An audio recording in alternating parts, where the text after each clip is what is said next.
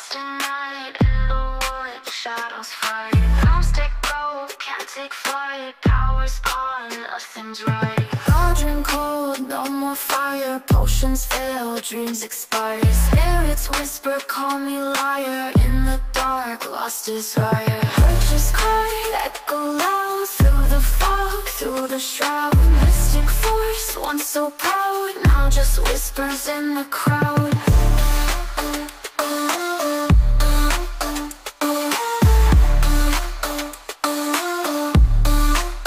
Babalan TV. Hello Leo, welcome po sa inyong reading. So this is for January the 22nd to January the 31st reading. Para po sa mga bago, don't forget to click the subscribe button, smash the like button, comment below kung kayo po nakaka-resonate, and hit the notification bell. Kung gusto niyo pong sumali sa ating live sessions, dun po yan sa ating kabilang channel. That is Babaylan TV. No? Yan po ang ating unang channel catered for our international audience. Ayan.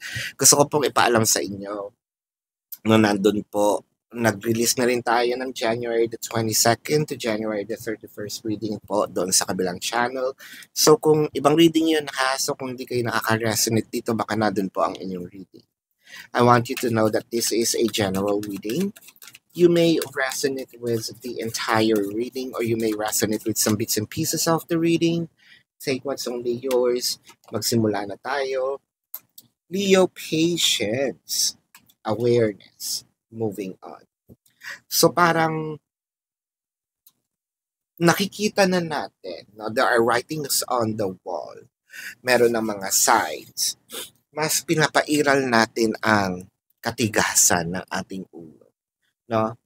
Well, kasi siguro no na meron mga parte sa buhay natin na nakuha natin sa tiyaga. Wala namang masama kung tayo magtsatsaga, di ba?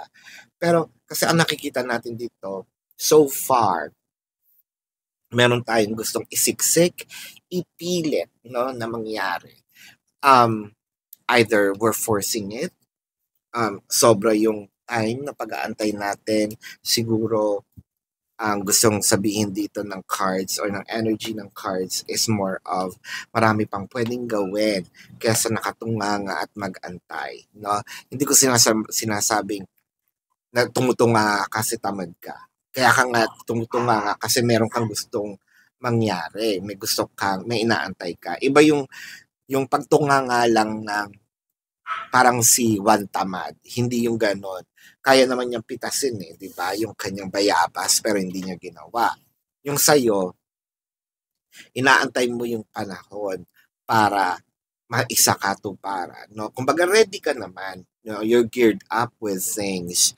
Kasi hindi nga lang siya, hindi ka makapagsimula kung walang go signal. Kumbaga ganon. No?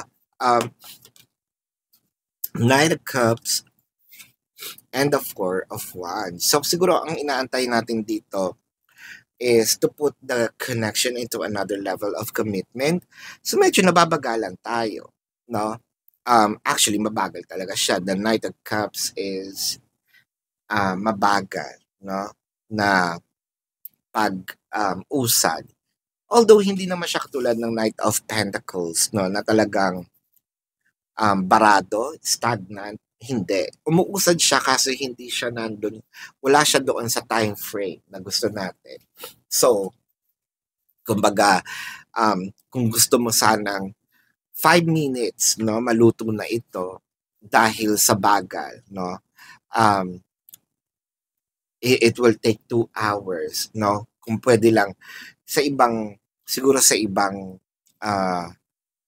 gas range or ibang instrumento ginamit natin, baka 5 minutes lang okay na. Pero since nandun ka sa sitwasyon na kung ano yung meron ka ngayon, naiinip ka kasi sanay ka na 5 minutes lang okay na to Ngayon nag-aantay ako ng 2 oras at hindi pa, no? Hindi pa rin, wala pa akong nakikitang pagbabago. So parang sa'yo nasasayangan ka ng oras with the 2 of Swords and the 9 of Swords. So yung inip mo, nahahaluan din ito ng overthinking.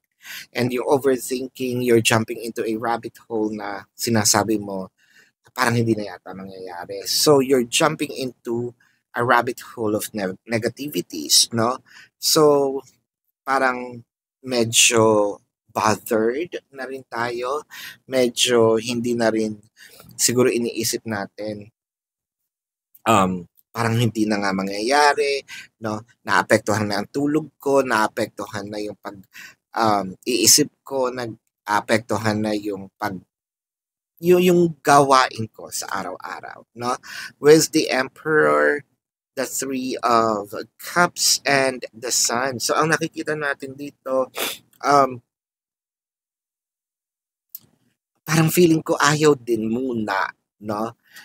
So, yung inaantay nating tao, let's say, ikaw, ready ka na. Yung tao, yung kabilang party, medyo sinasadyang bagalan dahil hindi pa yata ready. Hindi ready makipagrelasyon sa inyo. Hindi siya ready na iwan ang kanyang singlehood, no? Hindi pa ready, kumbaga, hindi niya pa ready kayang iwan ang kanyang bachelor or bachelorette life, no? So, ang nakikita natin dito, your person might be, I don't wanna say na immature, kasi pwedeng mature na siya, kaya nga siya nag-iisip na hindi pa para sa akin, no? Itong time na nasa kanya, no? With the Moon card, marami pang mga katanungan, no? Marami pang mga opportunities na siguro sinasabi niya, baka meron pang pwedeng mangyari, no? I'm still open for probably other fishes in the ocean, ibang energies, no, na dumating, hindi sa ayaw ka, no?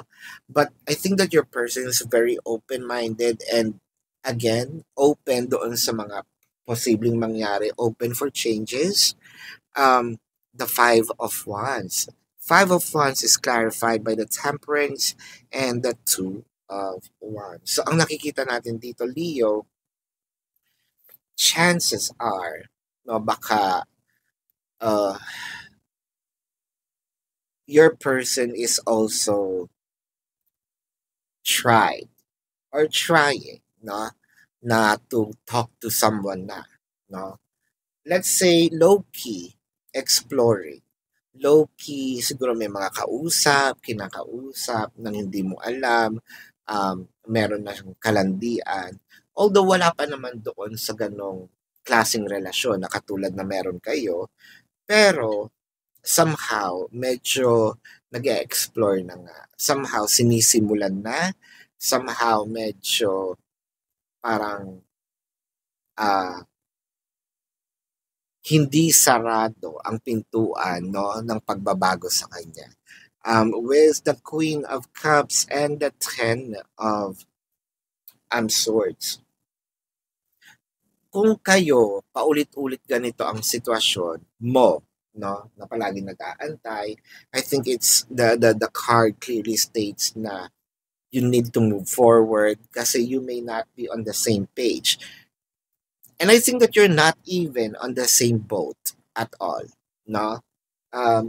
Magkaiba ang address, no, ng perception ninyo ng relationship. So, I feel like if you're meant to be, you're meant to be, pero sa ngayon, I feel like you need to also explore, don't waste your time, no?